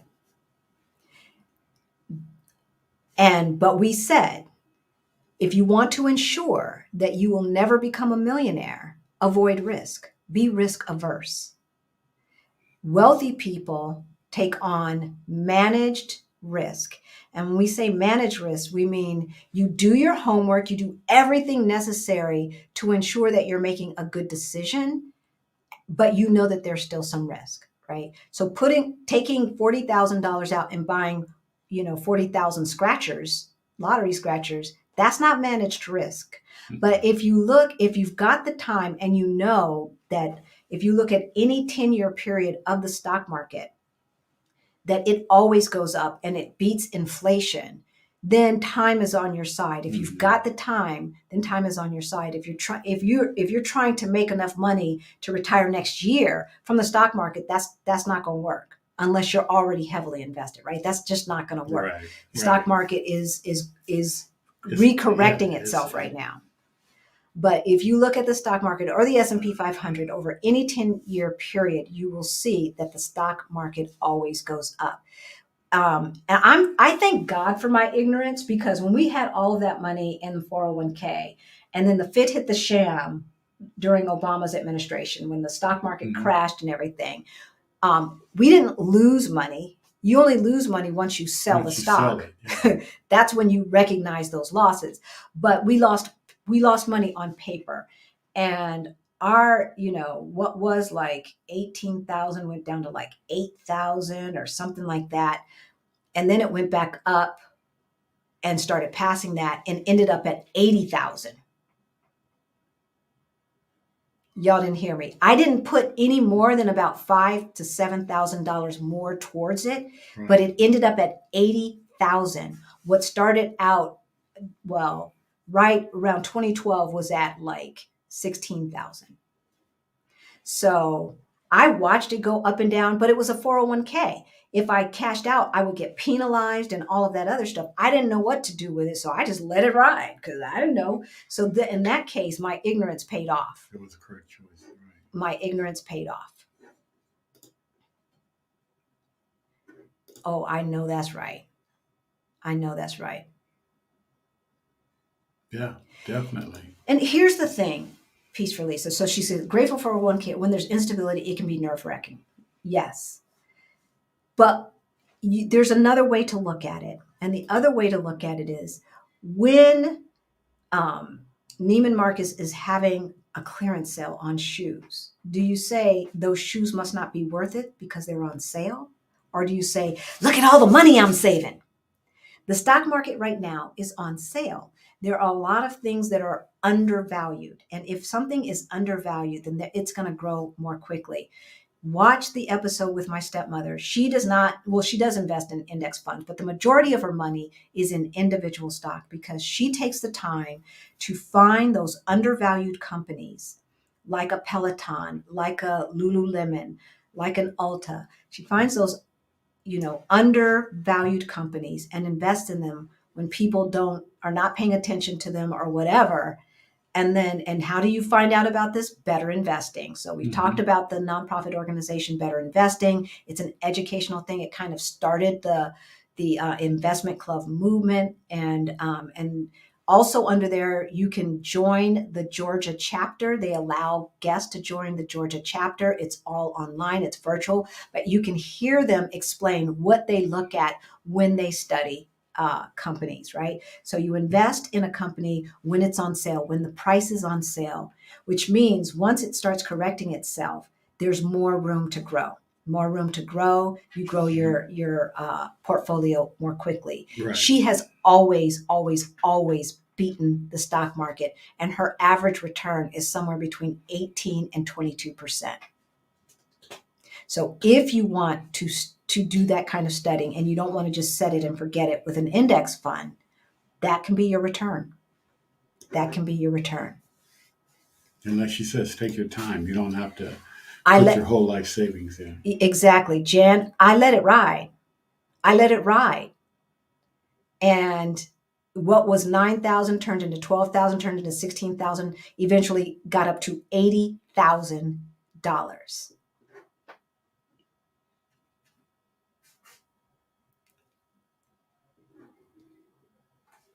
So Kimmy says she ain't scared. She's not scared. Okay, Mary W. There's lots of talk of the devaluation of the US dollar. So what do you guys think about gold to preserve your wealth? My question is that, don't we need money, cash money to buy? There is a lot of talk about the USD, but for the most part, China and Brazil are and maybe some African nations are kind of alone right now. I will start to get concerned if the EU starts to talk about that. If the EU starts to talk about that, then I will get concerned. But I am not concerned right now.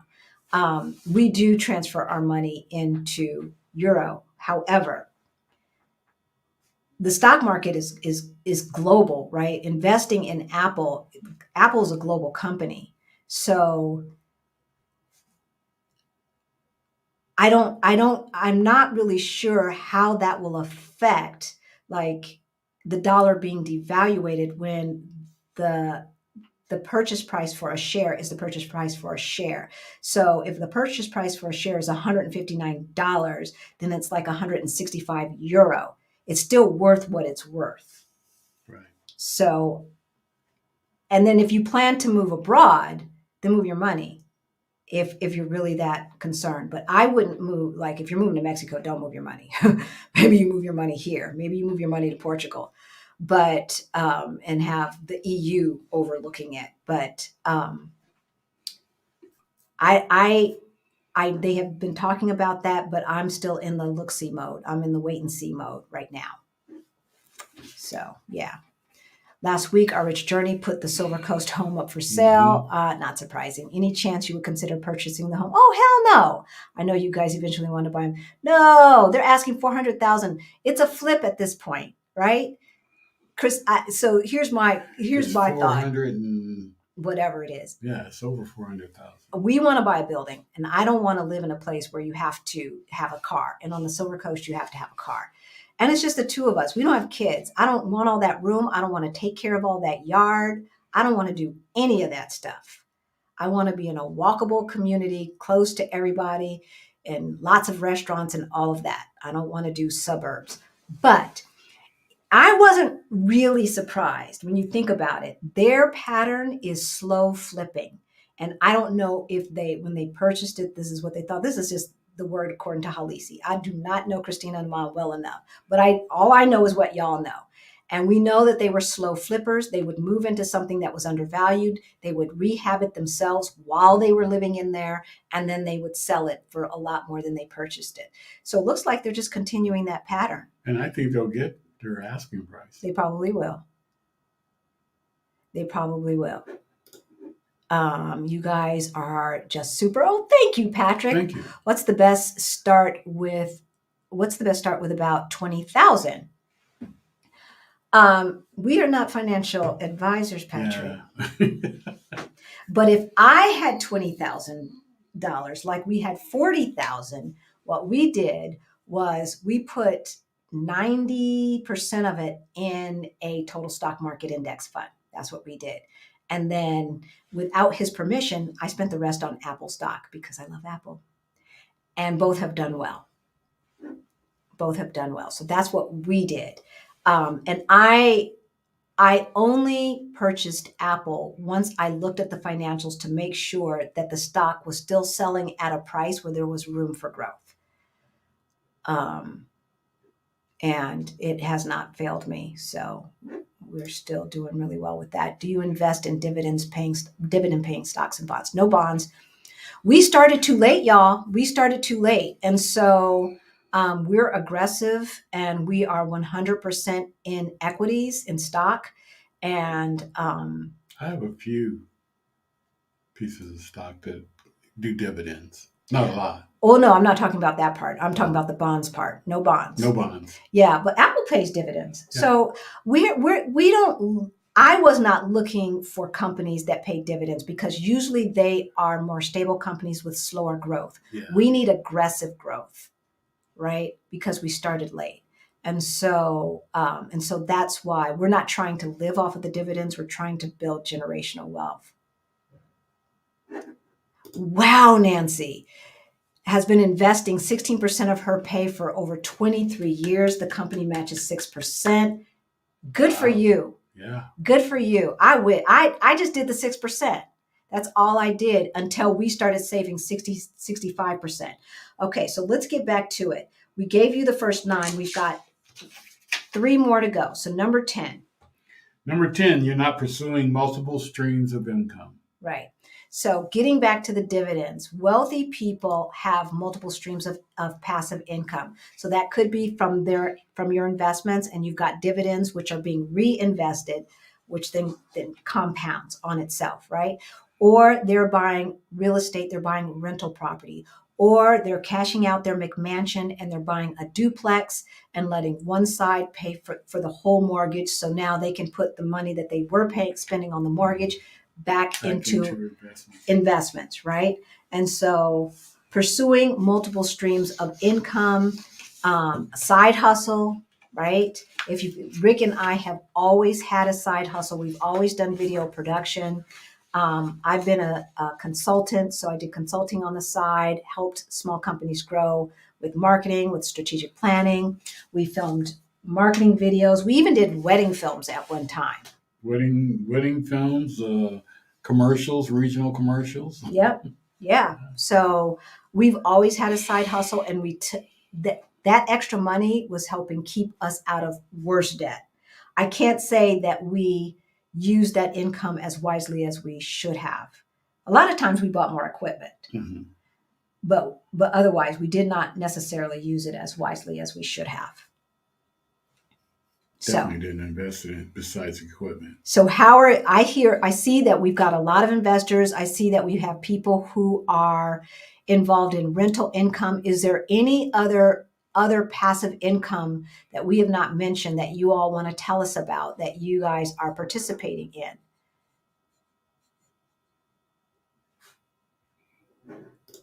Tell us more about that, Greta. She changed her 401k to an S&P 500 index fund, and she's so glad she did. Why are you so glad that you did? What was the difference? Let us know. How do I sign up for Beyond the Bling? Thank you. The information is actually in the description below, or you can go to beyondthebling.com. Beyondthebling.com, and I'll put it in the chat.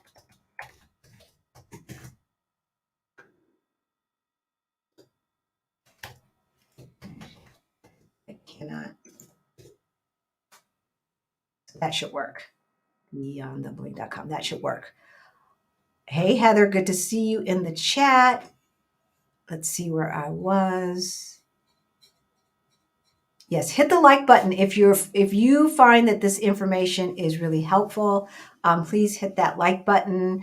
Action VJ is not with us today to remind us. So someone thinks investing in the stock market is gambling. It is not gambling. No. People talk about, playing the stock market or whatever, but it is not gambling, because gambling is chance, right? You roll the dice, maybe it's going to land on 7, maybe it's going to land on 11, I don't know.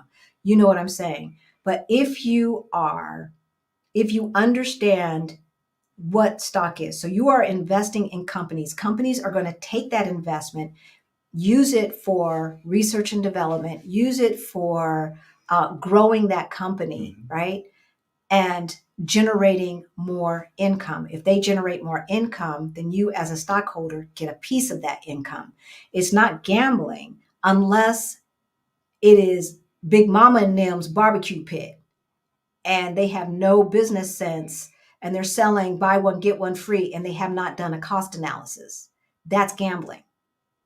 If you know Uncle Ray is hooked on that stuff and you give him money to start a business, that's gambling. Investing in an S&P 500 index fund is investing.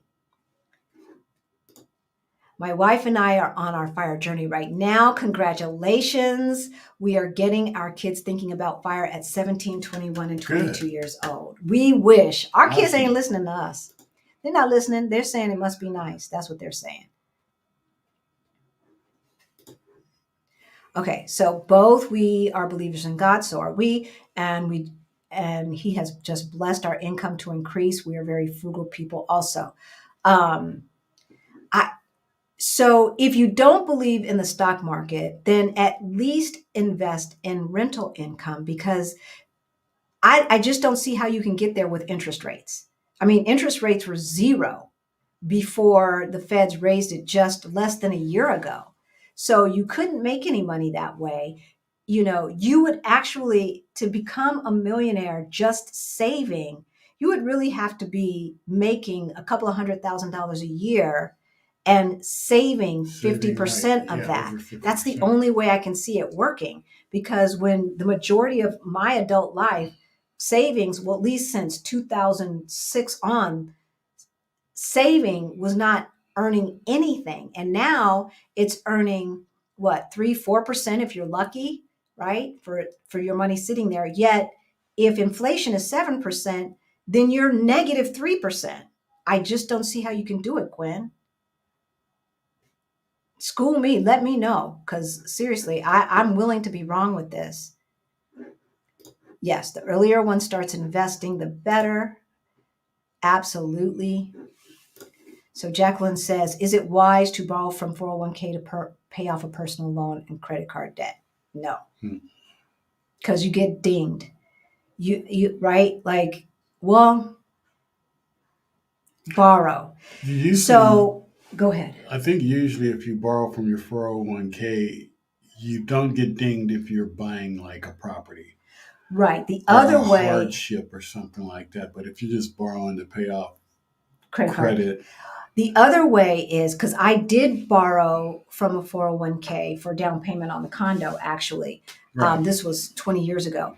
But, and I'm not sure if these are still the ERISA laws, Jacqueline, so you'll need to talk to your tax person.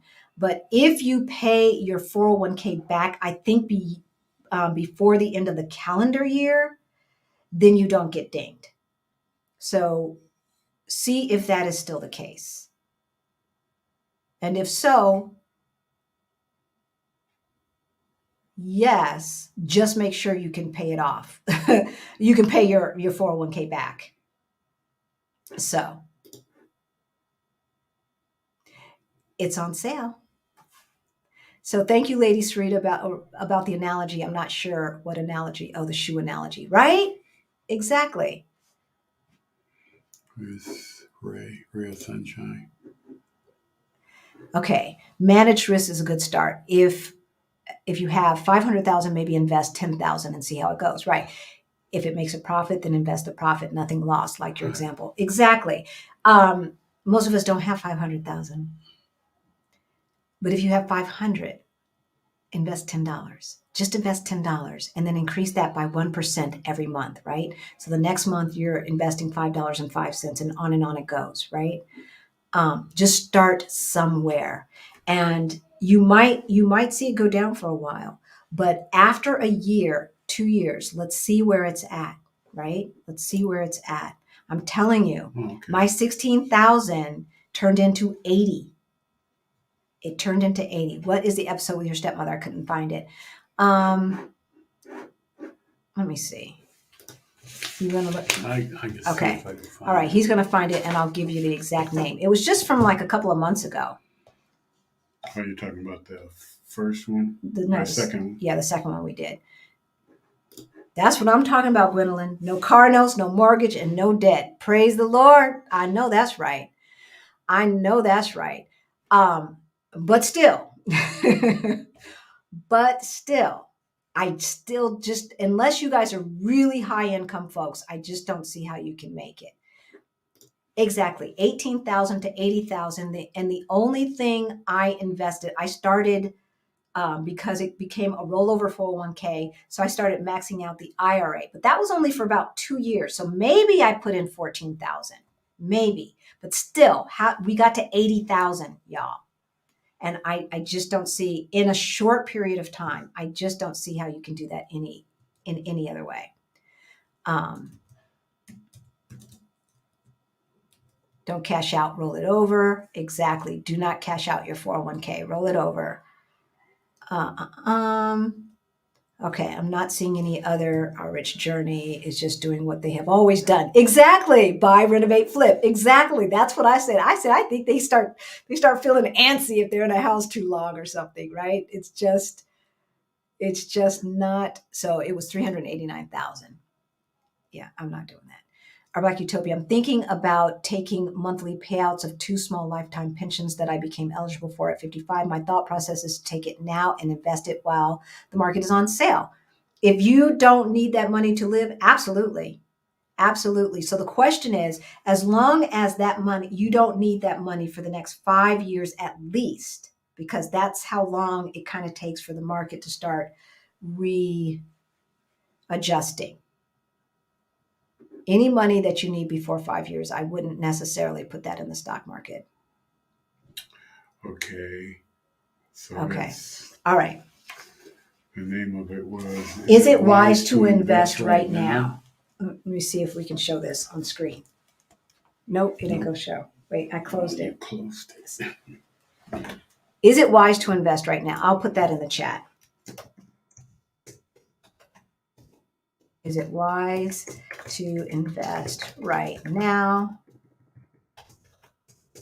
Phyllis.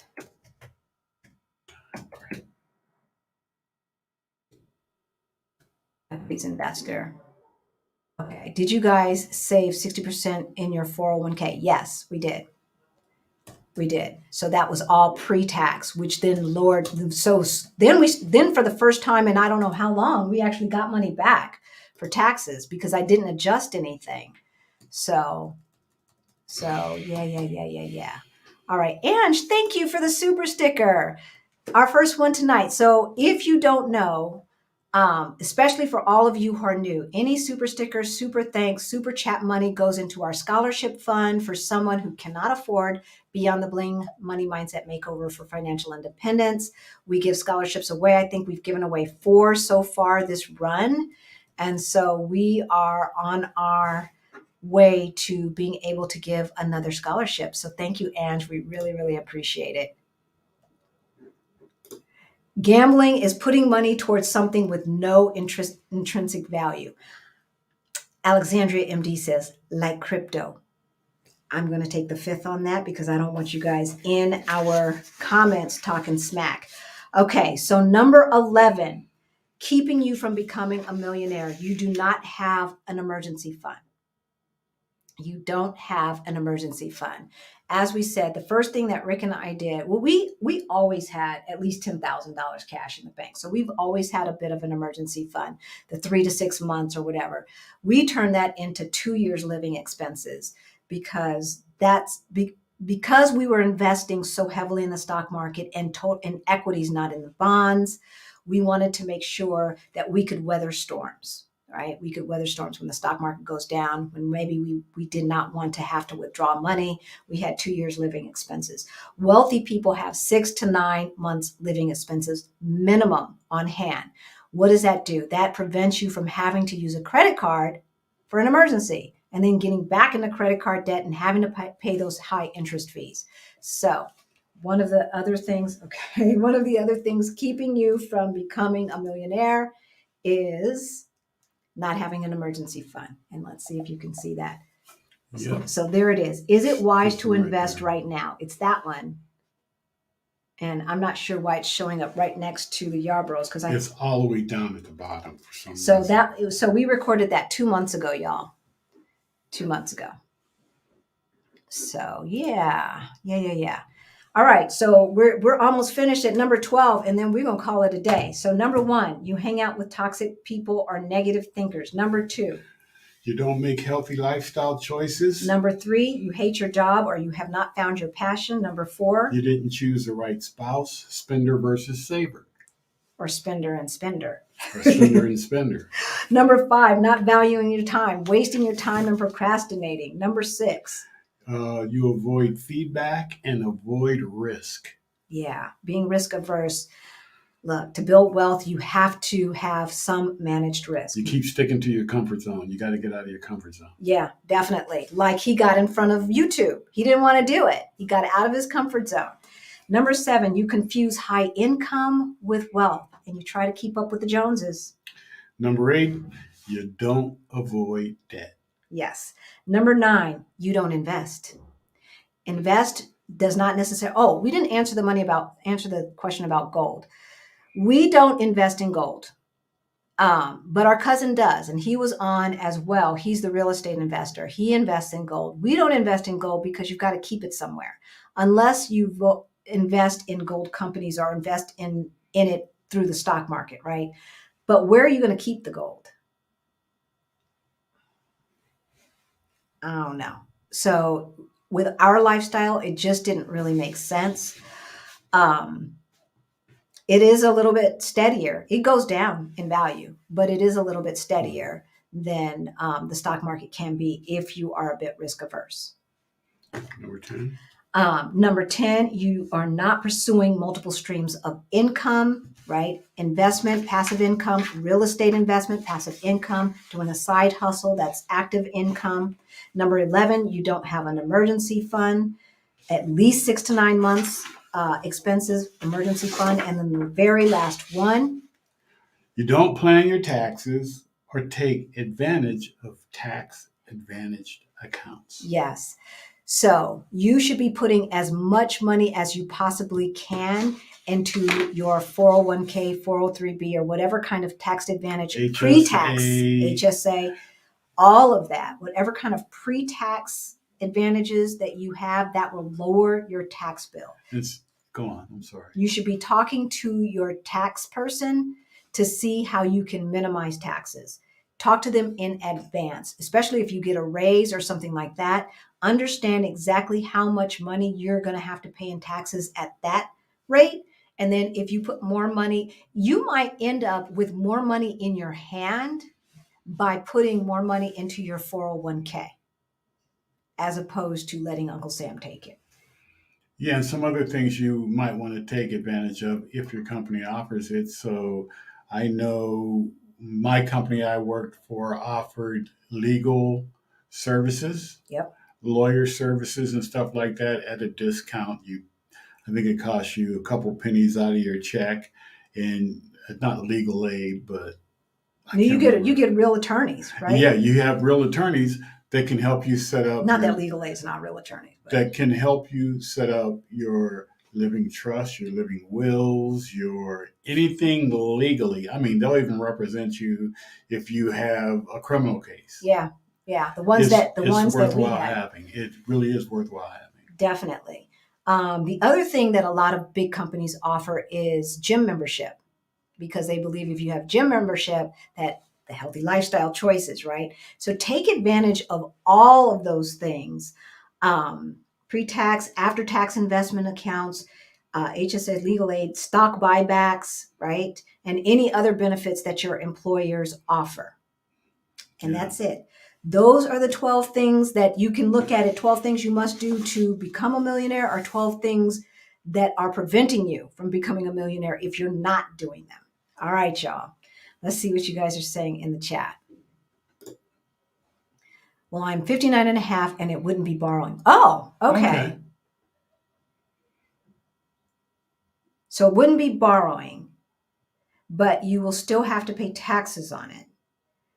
Are you still working? And if you are still working, that means you're probably in a higher tax bracket. Right. So I still would talk to my tax person to see what the ramifications would be. And then it also depends on how much credit card debt you have. A lot of the folks who talk to us, they'll have like, let's just say, I'm going to make them a number. They'll have like $12,000 worth of credit card debt. And then when they tell us how much their income is and how much their monthly expenses are, there's like a $4,000 a month gap. And it's like, okay, well, if you have $4,000 extra dollars per month, where is that going? Right. And if you have $12,000 worth of credit card debt, you can get rid of that in 3 months. Yeah, you can pay that off.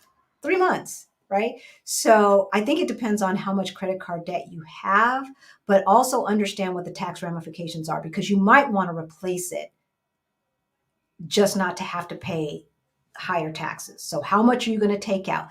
Does that put you in a different income bracket with higher taxes? All those are the questions that I would ask to make sure that it is, and then look at that ROI based up and weigh it against how much you're going to be paying in interest rates. Borrowing rules depend on your plan. Okay, so that's not a federal thing. That's plan per plan. Okay. All right. We're looking for questions, y'all. No, put a Q in front of it.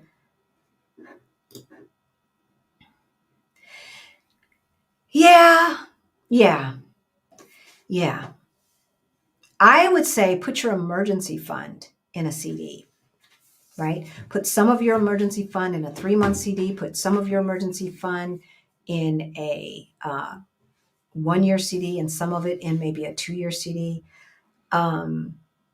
But again, if inflation is at 7% and a CD is paying 5.3%, you're still coming out at a loss.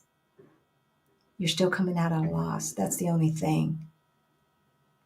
So, all right, Miss K. If you are laid off or leave your employer while you have outstanding 401k loan, you will have to pay it back within 60 days or it will be counted as income and will incur a 10% penalty. Okay, be careful. Okay, so she's over the age of the penalty, but still the taxes, right? Thank you, Ms. K, for adding to the conversation. Absolutely. Did well with 401k with company 9% contribution. Oh my gosh, your company was matching 9%? Oh my gosh, that's lovely. That is lovely.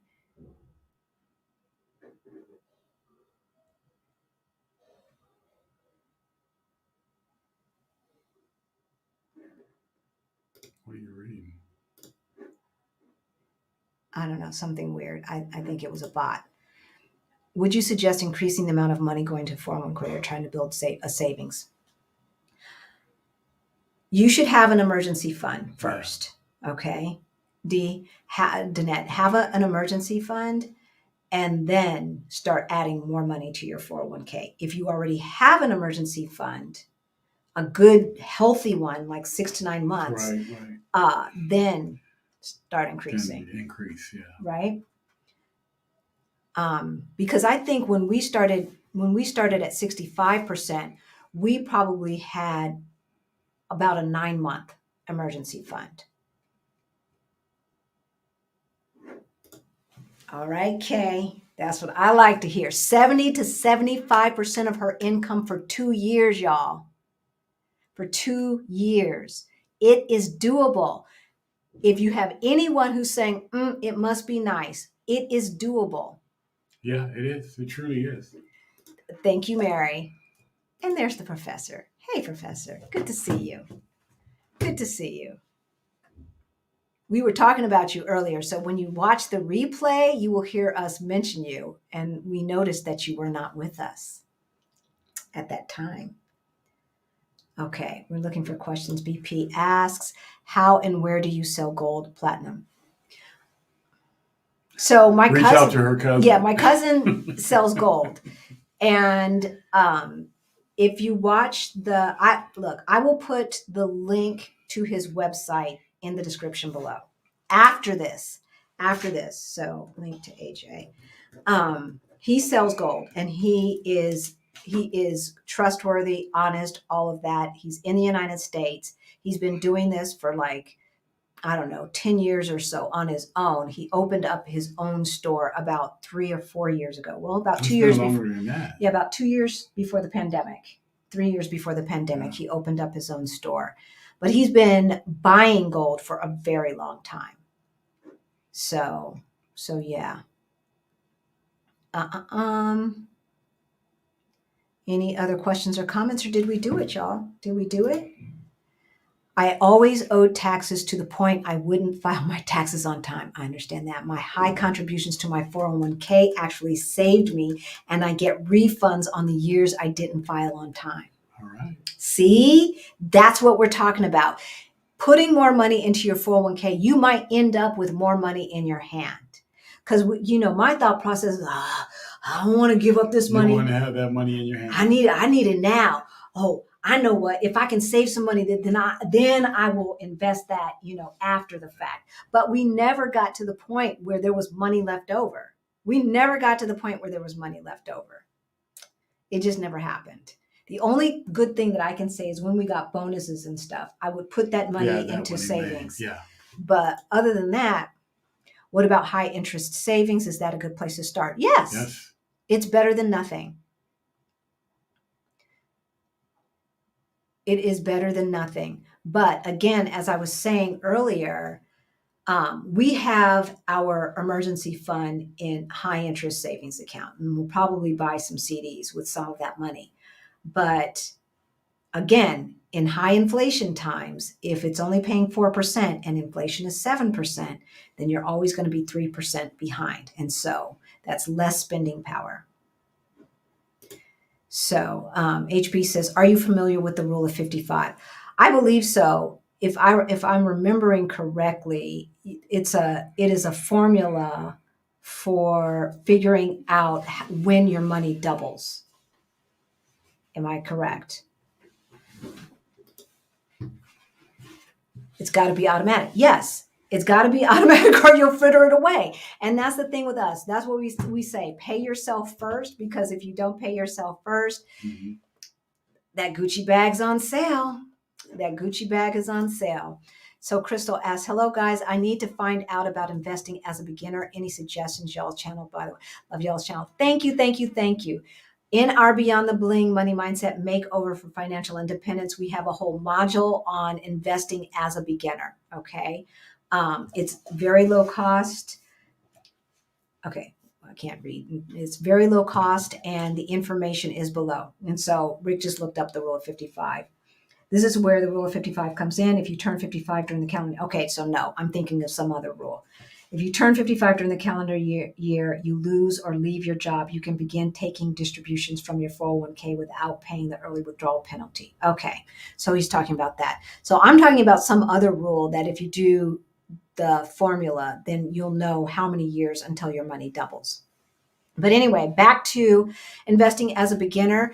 The other thing that we're going to do is we're going to be moving to a subscription model. Thank you, baby. A subscription model for Beyond the Bling and for the real estate investing masterclass that we're rolling out. With that, you get group coaching from us monthly, guest speakers monthly, and you get access to the study group, the investment study group that we're going to form, and all of that. So that's the rule of 72. Thank you, Luxury Vagabond.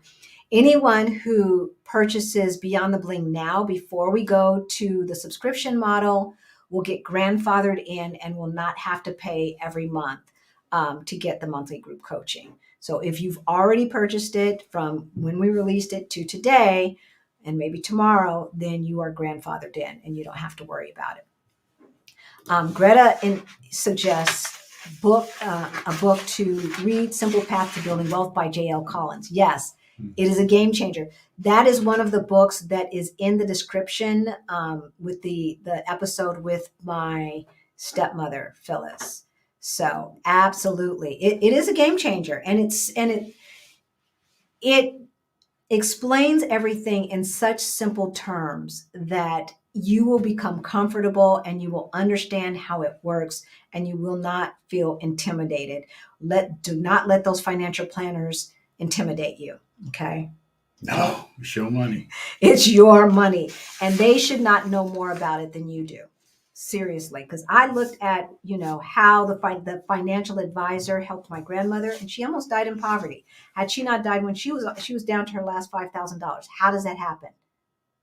How does that happen? And you got somebody watching your money. I don't know. So we talked about the 12 things you do to ensure that you will never become a millionaire. You can flip that around and say 12 things to do to become a millionaire. If you still have questions, you can book a one-on-one call with us. That information is in the description below. We have the Move to Portugal Virtual Summit that's coming up the first weekend in November. Stay tuned for more information with that. We are partnering with Black's Global. And of course, Beyond the Bling, which we just mentioned. And Yes. if that is not all, doesn't look like we have any more questions. We love y'all. Keep the faith. You can Yes. do it. Hit that like if you enjoyed this information. And we will see you Thursday for our Thursday Live. See y'all. Bye.